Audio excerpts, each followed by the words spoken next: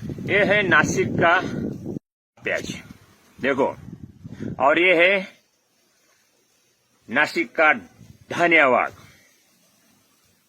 गणेश निंबाळकर। आज इस बंदे ने रेल को अड़ाया है, जो रेल सड़ा हुआ प्याज दिल्ली लेके जा रही थी।